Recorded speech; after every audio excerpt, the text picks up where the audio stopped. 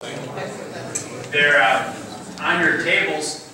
We printed off a couple pages from the 50th history book. Just if you want to take it with you when you leave, you're welcome to. And there are just some of that early history of the first 50 years of our congregation. Also, we put some of the history books out on the table out there just to look at. There's one picture of, we've all seen the Cornerstone 1914, and maybe some of you remember this, but for the 75th of the congregation, or at the time when they were redoing put on the new narthex, sometime in that time they opened up the Cornerstone to see what was in it, and of course it was German, but a German Bible, a German catechism, a German hymnal, and a copy of the Independent from 1914. And they put it all back in and added some other stuff. It doesn't say what they added to it, but someday we'll have to look again, I guess, and see what's in there.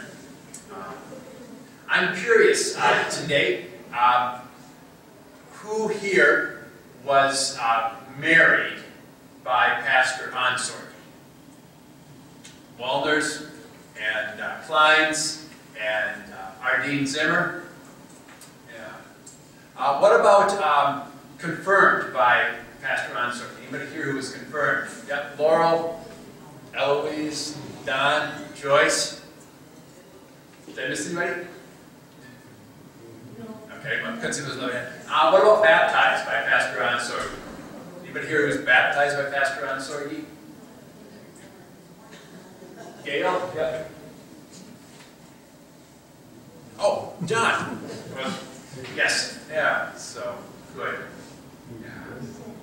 I was a little worried last night with the fog how it was going to be driving up here, but Virginia said it was just fine.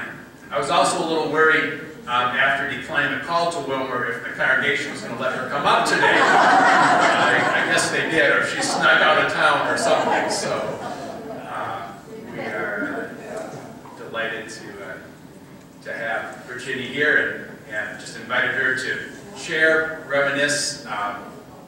Maybe if there's time at the end, it might be fun. Those of you who either had Pastor Ansorge for confirmation or marriage or whatever, if you have any stories to share, you may be thinking about that. If we have some time at the end for questions or comments, we can do that. We have I suppose it's appropriate for an anniversary, but we have a really old mic here today because our new mic wasn't working. And then we have another mic that I couldn't find, but then there's this old one in the shed, in the shelf, and I thought, I wonder if it will work. And it actually does. So it probably was here 50 years ago, I'm not sure. But anyhow, let's welcome Virginia.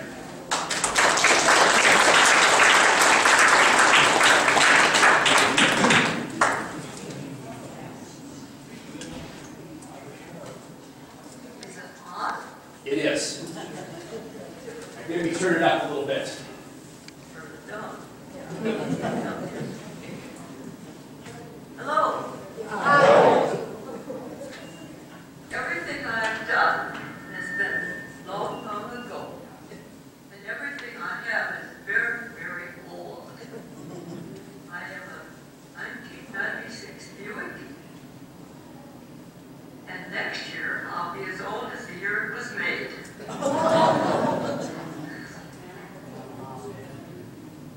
Tell you some of the memories I think of. I remember the fall, it was a beautiful fall. We moved in here and came with Pauline and John. That was our family at that time. Yeah. Pastor Ansorge. And then the next Sunday he was installed here and the church was packed. And I remember there was a meal served later, and after the service, and There was that. So comfortable. Yes. And Otherwise, you'd grow by 2 inches by the end of the morning. after the service, we went to the basement and had a light meal, and the place was full of people, and I didn't know anybody, and all of a sudden, coming toward me was the Lynn Rootlock from Henning. It was like seeing someone from home. And I was thinking that at that time, I was a stranger, and you let me in. And that's the way I felt when Lillian greeted me, and how important it is to treat strangers and become acquainted with somebody. And that would give you your new friends for the coming years and months to come.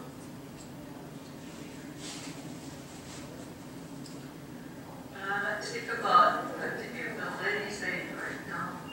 They were such a busy group. And I remember the Second World War was just kind of turning down at that point. And occasionally, coming to the parsonage would be a soldier that had discharged. And he would be visiting with the pastor and telling terrible, awful stories to them and getting acquainted. Then we also used to make a drive for Concordia College. We would send farm produce, potatoes, squash, and things like that in the fall. When did that stop? Do you recall when we did that? Truckload of food would go down with the feed the student there. And then we also had a clothing drive. I remember that Europe was destitute. After the war, they had nothing. And so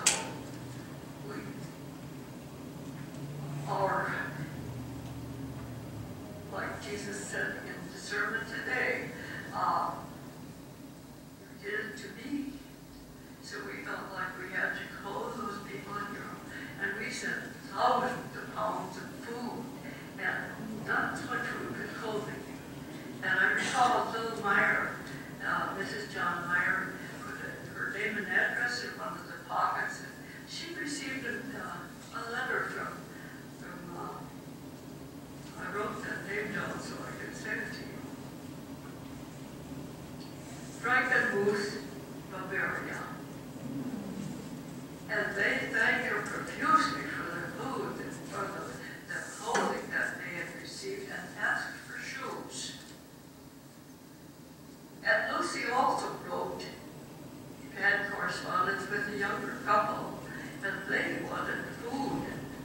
And then our ladies' aid got involved in that, and with their help, we sent food directly to this young couple. I remember it was mostly Crisco, shortening, Spam, peanut butter, and I think we even sent coffee. And Lucy corresponded with them, and we'd send another package, and every time Lucy'd get a letter, she'd read it at our ladies' aid meeting. We really looked forward to that. That was kind of a fun thing to do. Then coming to confirmation instruction. That was always Monday afternoon and Saturday forenoon. And when the pastor would come home at noon on Saturday, I could tell whether the class had gone well or not by the way he shut the door. His office was in our house. We had an interesting visitor occasionally. You remember a Mr. Schmidt, I think his name was, at the blacksmith. He'd come to the front door and he'd say, "Is the pastor in?" Yes. Okay, then he'd come in, and the two of them would have a game or two of cribbage. And then off he'd go again. And I thought, that was a very good thing for him to do, because it got the pastor away from his books. The time for him to relax. And another thing that was interesting, the Sunday school teachers met every other week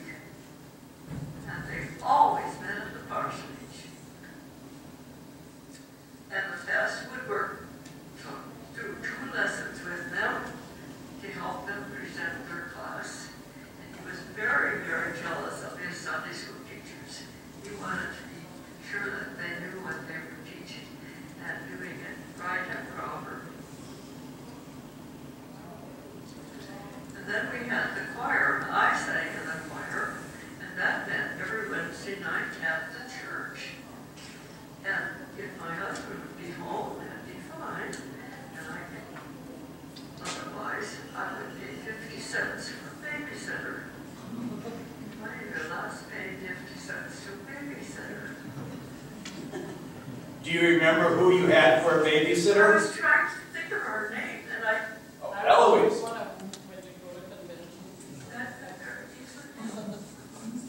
was true. It's my Aunt Reynolds helped out with it too, Howard.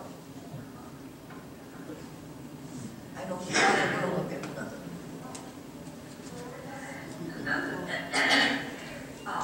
We used to have New Year's wake service at 8 o'clock in the evening on New Year's Eve.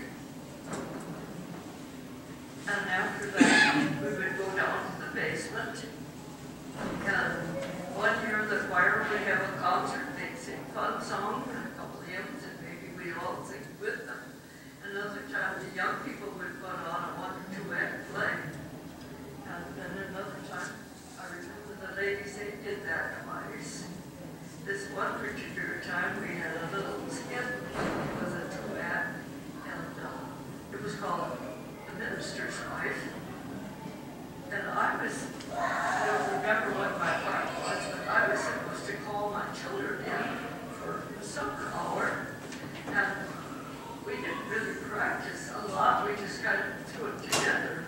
And so I started calling my children in to supper.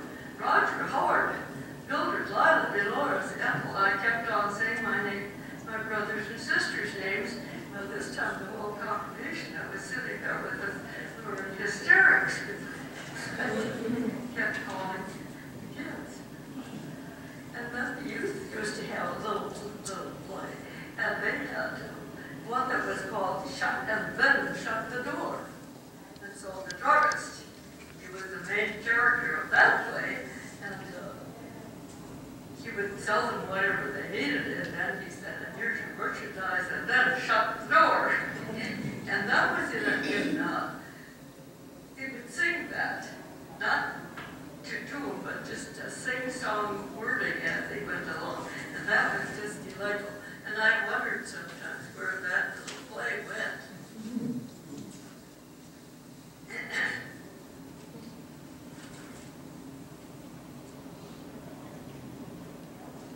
And then the choir also sang for funerals, which maybe they do now, I don't know. And then, if an older gentleman or lady died, we would sing a German song. And so we had to practice, and I had to practice real hard to sing the German songs. And I remember one of them was, a couple of them, Lass mich gehen, and Es ist nach Rom. And you remember the Shammer, that was a doctor here? His father was pastor in Ethington, North Ethington. He retired and lived in Gomer. And I said to him one day, I said, what do we sound like when we sing the German song? And he said, like a group of English people. Gave me a lot of information.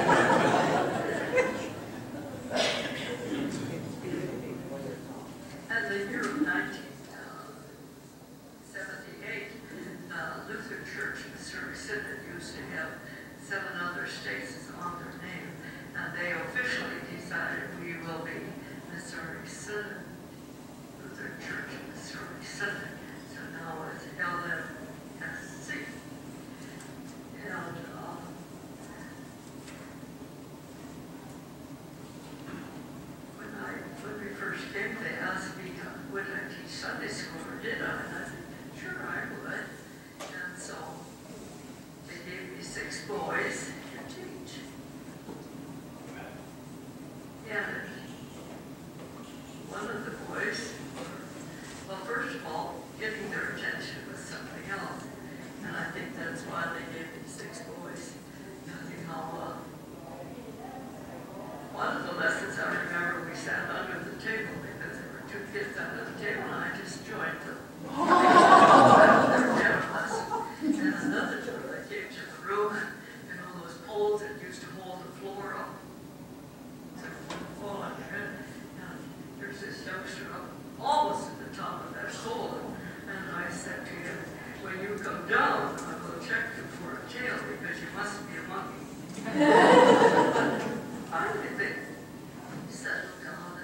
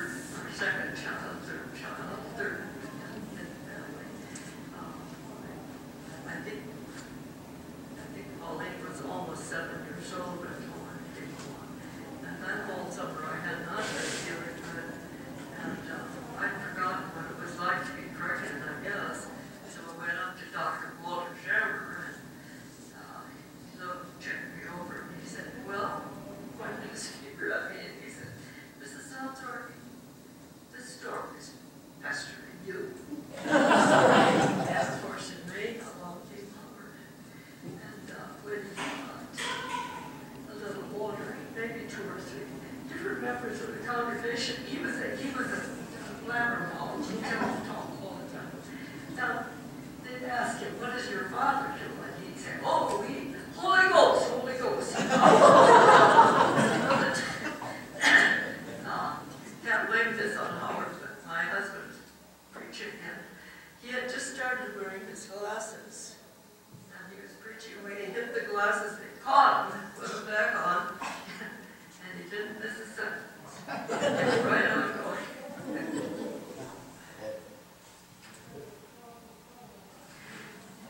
And one time at the church service, my husband was in the pulpit, and Howard says, let's go home, Daddy.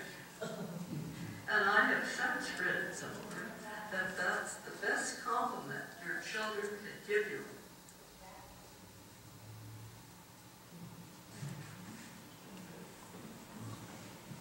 One of the things Howard reminded me of, that's my youngest son, he said, that bag of candy and nuts we would get at Christmas time. That was a big deal for us. And that was at the Christmas children's Sunday school's Christmas service. They would have that, I think, Christmas Eve. And they all had a sentence or two to say, and I think John and Pauline were able to participate at this time. And we drilled them both at home, so you learned to know this, and so you could speak up and say it and be heard. And so it's time for John to say his sentence. And he says his, and right away says Pauline's, and she was broken hearted. She didn't say hers too, but she was very disappointed.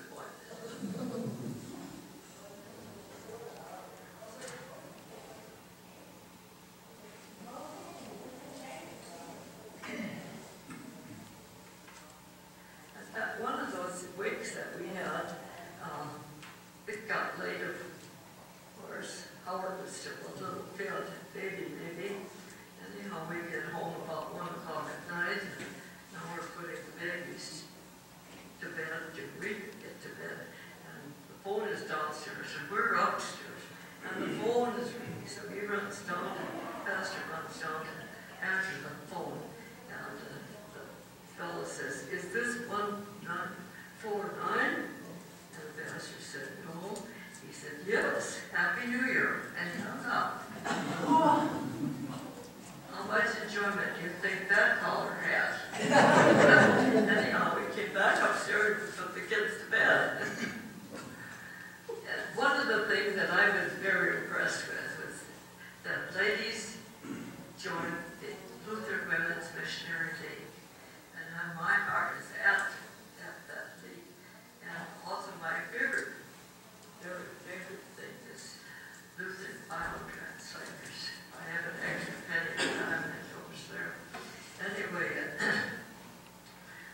I'm a charter member of the LWO. I thought I was. So then I wrote to the Immanuel congregation, and I was married in 1940. And I missed being a charter member by 4 months. So I don't know where my mind was at that time.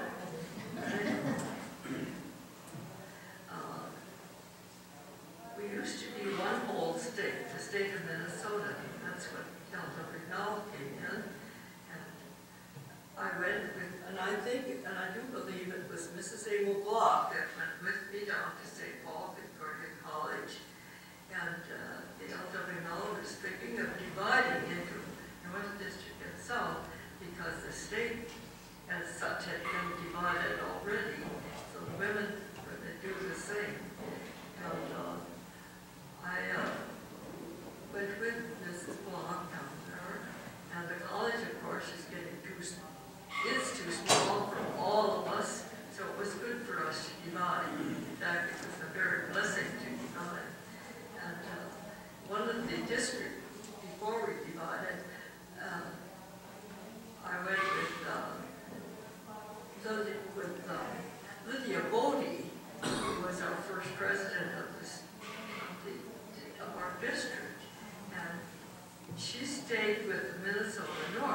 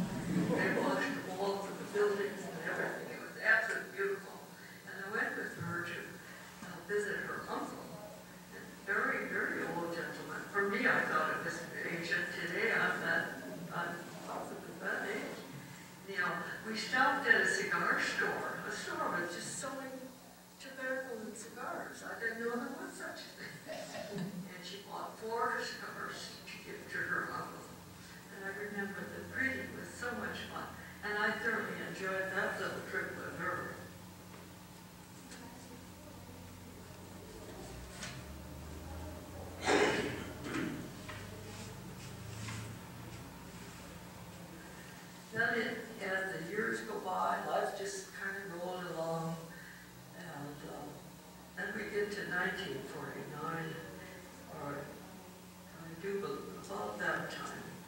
And the phone rings one Sunday afternoon. My husband is debating yes, no, and finally hangs up and tells me that Pastor Bodie wants to buy a 65-acre island and he wants some money. And so we decided to give him $100. And I said to my husband, that's the last you'll see of that. And with the help of 5 other pastors, I think, in our circuit, they raised $500 and $550. And he took that to Minneapolis and made a down payment on Battle Lake Island. That's what it was called. And now they named it the Battle Lake Youth Camp, because we're going to have part of that. And after that, the whole congregation, we went canvassing for us to raise money. We've got to have money. That camp is going to sell. We're going to buy it for $16,000. That was the selling price. We met the $500 and he took that version. After that, we were working, I think it was 2 full years, and we finally got it paid. And what do you think it's worth today? That's the price. 16 million instead of 16,000. At least that. Yeah. And of course, my heart is at the camp. I get out there and it does something to me. Have you ever walked in the woods? Or just been by yourself with just the birds singing? We used to, I would deal with women from ninth graders to confirmation. Before you were confirmed, and you had to be 9 years old. And that's the crowd we took care of. The first summer we had 65 of those little people. And we had counselors and volunteers. Lillian Brutlag from Henning was our nurse for years and years. We were at Camp Emmaus to start with. And that's where I met my husband, by the way. I was a camper. First of all, Emmaus would send out literature in the dead of winter, maybe January or so, and I was a Walter Leaguer, and 3 of us girls were going to go to camp. And then summer came, 2 of them faded off, and I thought, oh, so then the next winter, come to Emmaus, it's time to go to camp. And didn't go again. I think I am making arrangements to go to Yellowstone Park for the summer to be a governess for a 7-year-old girl. And so I wasn't interested. The 3rd year, and my aunt says to me, if you don't go alone, you will never go. So I took my pillow and my blanket off to Emmaus I went. And to this, well, for years and years, my husband said, that's where I met her, on this platform, right at that spot. Anyhow, that's where I met my husband at Camp Emmaus. If I had gone ever, I wonder if I would have met him. So we had a drinking pump at Emmaus. And the last trip at night was down to pump yourself a drink of water and go to bed. And that's where we would say goodnight. And the next day, or that day, he said to me, I don't remember how deep in the week it was, he asked me if I would go on a boat ride during the quiet hour, from 1 to 2:30 was quiet hour. And you either ride home or take a nap or whatever. And so I went on with Pastor Arthur in the boat. And he tells me I inspired him. To this day, I've got that figured out. And then as it was time to leave, he asked if I would write, he would write. I said, sure, I enjoy writing letters. I still enjoy writing letters. In fact, last week I wrote 3 of them. One of my nieces in Arizona, she says, I love your scribblings. I keep writing.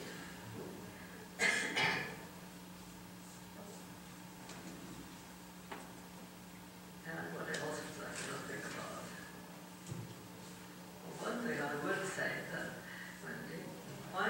deciding to buy the camp, then we canvassed the congregation to get money, and just the work. You had to go down there and put your shoulders and hands to the grindstone, so to speak, and work. It was just plain work. And I think that the 4th of July weekend, they decided that week into the weekend, they would build a road. If there was a road, it was just a little path, a sandy path going on in the island. And so they called for truckloads of rock and able-bodied men that could lift the rocks and place them in place. And I think there was a knoll as you come into the camp on a little hill. They took that all off and made a road with that soil. Some of you were there and remember that. And it was the coldest, wettest 4th of July that we ever had on record when they were working on that. And that would come along.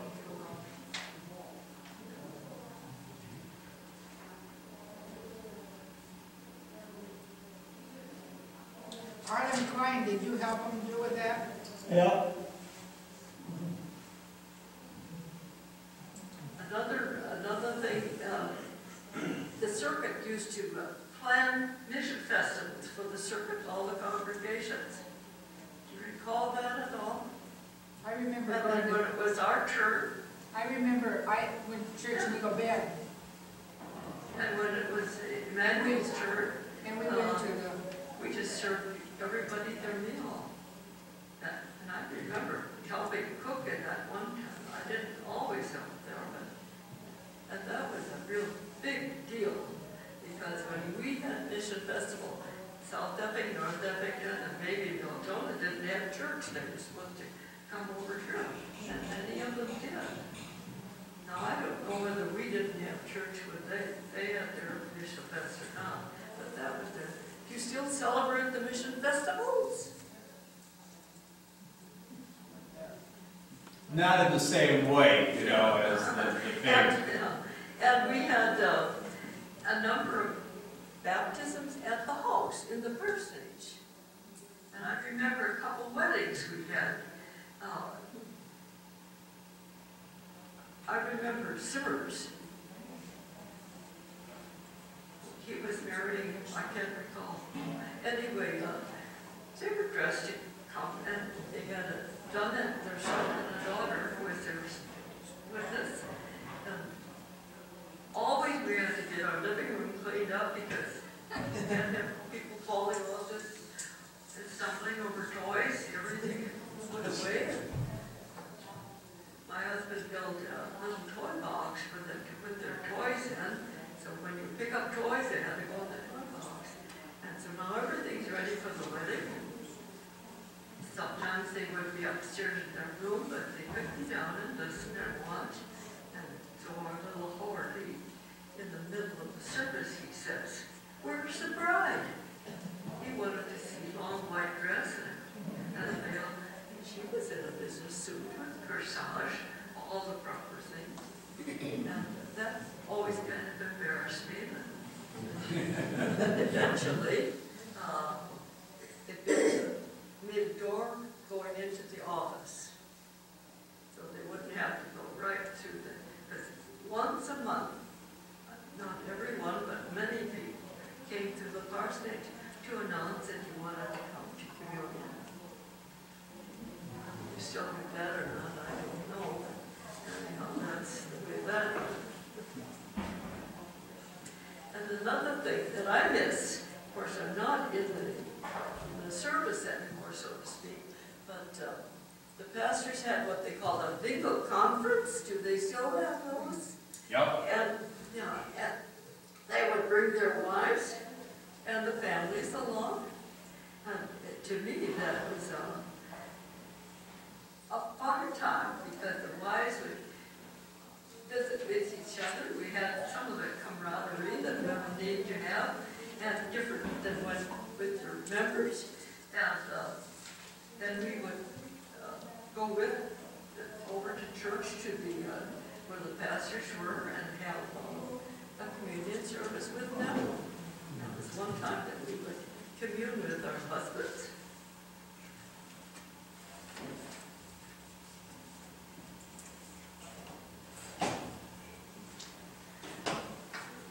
Anything else I can think of? Where did you grow up, Virginia? I grew up in the Northfield, Minnesota area. My father farmed. He had, it was a dairy farm actually. So when I was old enough to know how to milk a cow, he showed me how to do that. And I can show these senators, and they said they're trying to milk a cow. First shut off the faucet. And grew up, I went to school at home, took university course by correspondence, and I had a job and I went to Yellowstone Park. I spent one summer in Yellowstone Park and thoroughly enjoyed that. We had our children. Howard was getting so we could walk around and complain a little bit, but otherwise we enjoyed that.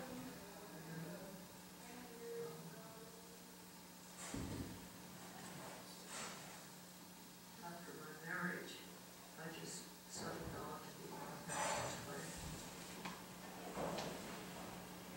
We went to Manning, Iowa one summer, I think in the early 50s, I'm not really sure. His pastor's father and mother were having their 40th wedding anniversary, and also the 40th anniversary of the congregation in Manning, Iowa. It was hit the same day for some reason, and we went down there for that party. And coming home, we were given sandwiches to eat on the way home, and my husband got, well, I did too, and John was sick. We got food poisoning. I think the ham wasn't good or anything, so we absolutely had to have the doctor come and take care of us. I remember Clara Calpine helped me undress to get to bed. I was that sick.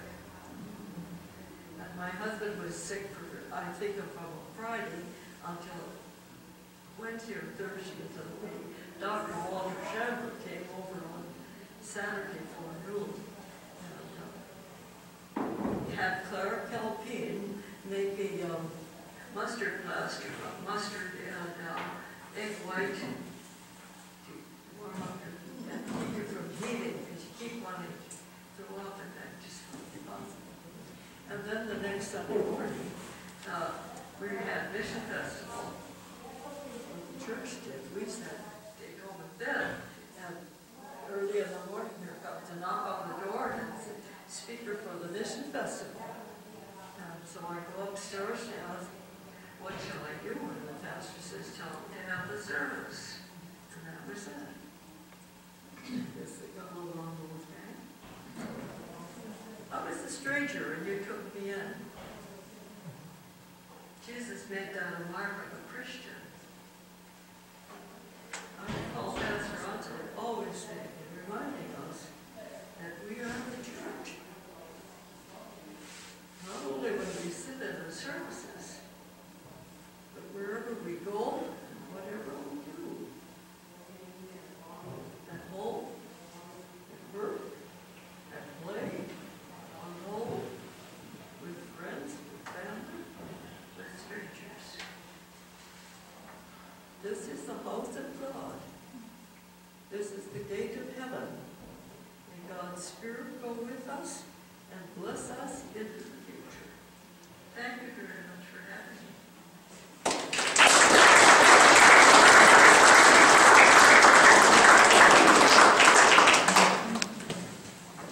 Is there anybody who has any questions for Virginia? Eileen? Yeah, I did have. Did you mention, I don't know I was here so well, did you mention that Pastor Ansorge chanted part of the liturgy? Chanted. Oh yes, he did that to the very end. many times. And the number, first, in the old yellow or red green book, the first service, And the history book says that the last German service we had was I think it was the Christmas service right before you left. Like in 1944 was the last time we had a German worship I service. remember that because the last Sunday of the month was German always. Then he decided I'll preach the English and then give you a German sermon because the English people need to be in church too or something like that. Yeah. So that worked out. And then Mrs. Ansorge made a practice of inviting the newly married couples to the parsonage for a meal. And she did sewing, and she did textile painting, and I still have some of the textile painting you did. Pastor, on behalf of the children and have the congregation use the house for a number of things. Because we always say, get your toys out. And as they got older, they'd sit upstairs in their room. Howard never did. He was always wanting to talk. Take him to the barber. Now don't tell him all the family news. So, pick him up. Barbara said, "What'd you tell that child? He didn't say a word." Eloise? Pastor Ansorge very rarely called me Eloise. He always called me Luigi. Luigi. I never said what you said. Luigi. Pastor Ansorge. Where was the old parsonage? Is that where Albert's lives? Yeah, so it's across 29, one block. Not close to the church. No, but it's still in town. Sarah Alberts and Tim who went to this church, they live in that building. It's on the corner, about 3 blocks, maybe down that way. Was Pastor Rule the last one that lived there? Yes. Yep. In 75, then they bought the lot across and built that parsonage. Any other memories of Pastor Ansorge anybody has from? She was talking about Island Camp and all the hard work it took. He loaded up a bunch of us young people, and spades and rakes and stuff in the trunk, and he took us out there. Oh, did we have to work? And I never had so many wood chips in all my life. Well, I know Pastor Ansorge was instrumental in this area that we purchased at that acreage by Island Camp. He pushed that project.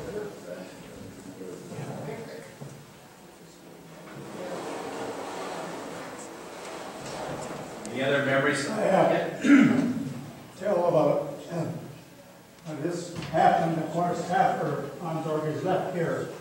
But one day we got a call from the Ansorges and said, we're hosting a trip to the Holy Land, and we got 2 places left, and you've got to go. Just like that, you have to go along. So we did. We went with them, and we had to fly out there, and of course on the way, we had to change planes in Zurich, Switzerland. And we held over there for about, I don't know, a couple of hours for sure. And of course, after we got on the plane to Zurich, the plane had three seats in a row, 3 people. And my wife and I had 1 seat, and then there was a big old Arab, I think he was, but he was well educated. But also he had a big cigar in his mouth all the while, which about killed Eileen. And he crowded her out of the seat in the first place. He wasn't big. But anyway, we got to the Holy Land, to Jerusalem. That's where we had to stay then, and we had a place. Anyway, they said, don't drink the water here. That's not good. So, well, I don't know, I got to talking to somebody, and they said, oh, the water's fine, you can drink it. So I drank some water. Well, you know what happened. I got that sickness. And of course, what are you going to do? And Mother Hen there, she reached in her purse and she had some stuff she took along, and she had some left over and said, you try this. And that took care of it. But I also, I dreamt about that last night for all things, I don't know why. But anyway, that's some of the, and of course we always had a soft place in our heart for the Ansorges because they married us. And I mean, I guess we've always thought of them. I also, you mentioned Pastor Ansorge was instrumental in getting the island going, you know, and Don Hoovey and I had the trucking business at that time, and we had a truck up there haul rocks on that road. So we did our share. Norman. In the Minnesota North District of Swan, Carl Ansorge became the parliamentarian. And I remember several conventions when some young preachers started questioning the procedures. A.C. Zeltz was chairman, and A.C. would say to Carl, rule in this. And what Carl said, that was it.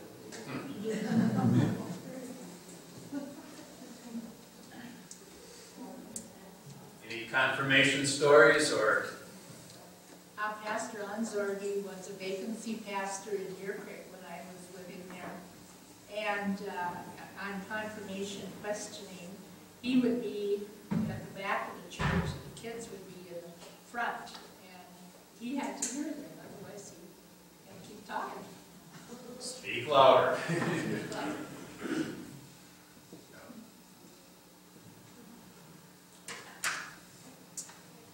Any other thoughts, memories?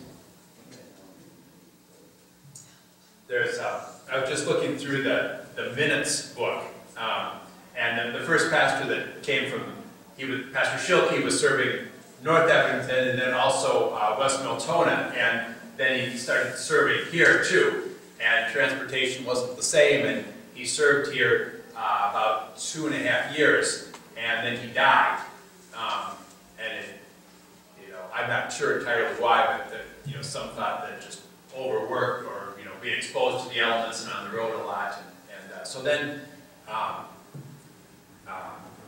Pastor Kelm was the next pastor that come to North Effington, and it was also a lot of work for him just getting around and stuff, and so in January of 2008, at a voters meeting, they said we're going to get a helper for Pastor Kelm, like a student helper.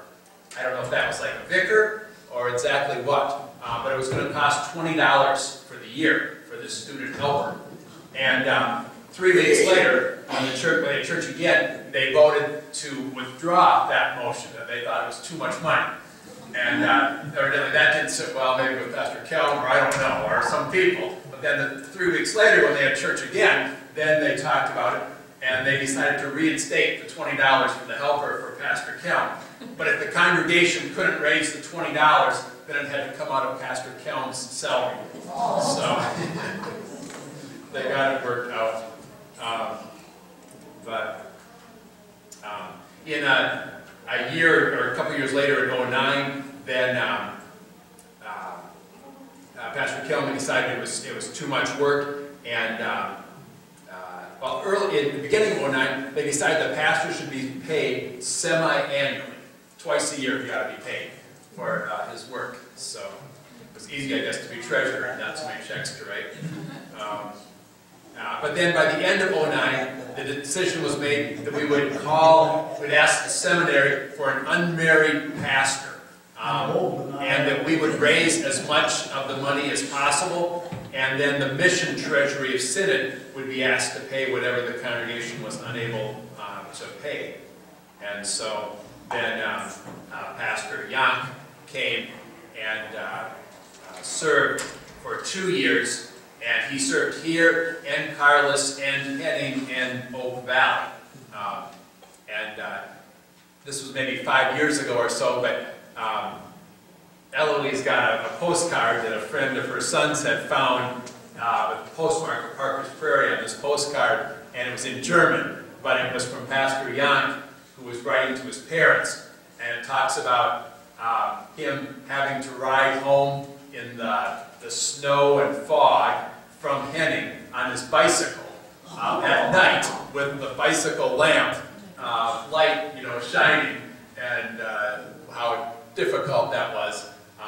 but also talks about his excitement how they had started a school, and 4 days a week they had rented where the town offices are now was a bank, and they rented the basement of the bank and had school 4 days a week. And that lasted for several years through a couple different pastorates. And a picture on the postcard of the school. Yeah, yes. In '09, the congregation voted to pay $5 per year for the janitor, for the person who would start the furnace. This was at the Methodist church, and sweep the church every week, and twice a year would have to scrub the floor. So for $5, that took care of all of that. And that church, for the first couple of years, stood just across the street here where that yellow house does now. And then when the whole town kind of moved to Sioux Street, when the railroad did that, the newspaper clipping or whatever, they would move anybody, all the businesses for free. And so lots of businesses around here were all moved. So the Methodist church was moved kind of across from First Lutheran, across the street where Lawrence Nico's house was, if you know where that is. And so we worshiped there until then this building was built 100 years ago. And there were, in the minutes, a number of discussions about that. A church 34 feet wide, 60 feet long, 16-foot high sidewalls, 8-foot deep basement. And then they were meeting with an architect from Alexandria, and they were trying to find a location who had empty lots. And because all of these lots had been had businesses here, and then everything moved there, this part of town was then kind of open and bare, and so it was available then eventually to buy the lots, and they voted on let's see, basement is to have 2-foot thick footings. Here the basement's to be 9 foot high, 5 feet in the ground, 4 feet above the ground, 12-inch wide wall, airspace, cement blocks. Chimney to have a footing of cement 4 feet deep, 3 feet wide, 12 by 12 flue, 6-inch wind control, 4 feet above the roof. This is all in the minutes. They were pretty precise about what they wanted. Steeple, footing 3 by 3 in the ground. Let's see, 4-inch pine lap siding. For timbers, 2 by 12-inch planks. Flooring, 2 by 2 maple. Steeple to be in the center of the church. The sheeting was to be 6-inch pine flooring.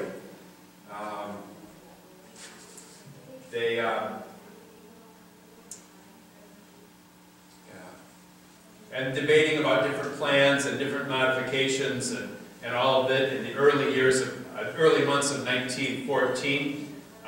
Choir platform to be leveled instead of on a raise. Motion and second to publish for sealed bids for church building in the Improvement Bulletin of Minneapolis and the Independent of Parker's Prairie.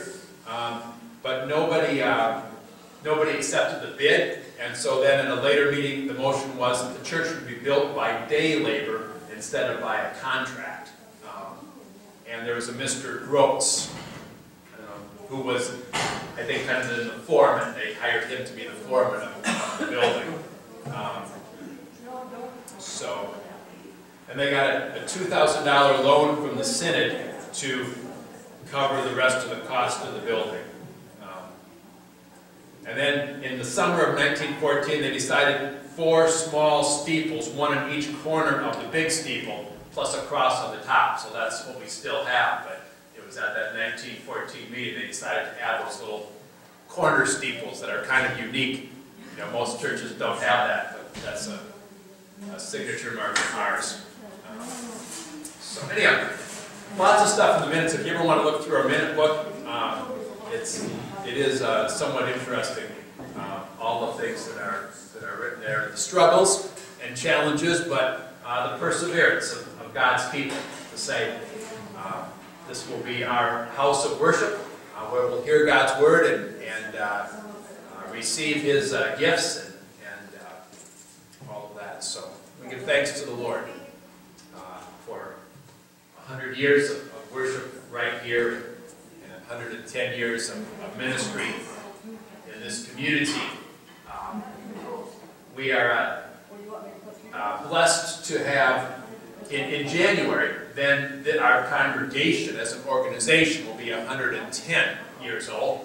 And in addition to Virginia Ansorge, we have one other pastor's widow, former pastor's wife, still living, which is Mrs. Jastrom. And so she plans to be with us. We're going to do a very similar thing in January. The end of January will be the 110th anniversary of our congregation, and she'll be here that day to do a little reminiscing.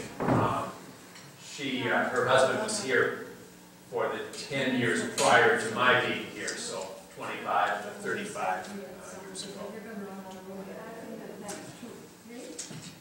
Any other announcements before we eat? Are you ready to eat? Good. Let's, for our table prayer, let's stand and join in singing the common doxology. Praise God from whom all blessings flow. And if somebody else could start us, that would be better. Praise God from whom all blessings flow. Praise Him, all creatures hearing below. Praise Him above the heavenly host. Praise Father, Son, and Holy Ghost. Amen. As soon as food is out, why, we can eat. History books are on the table out there if you're so interested. Check them out.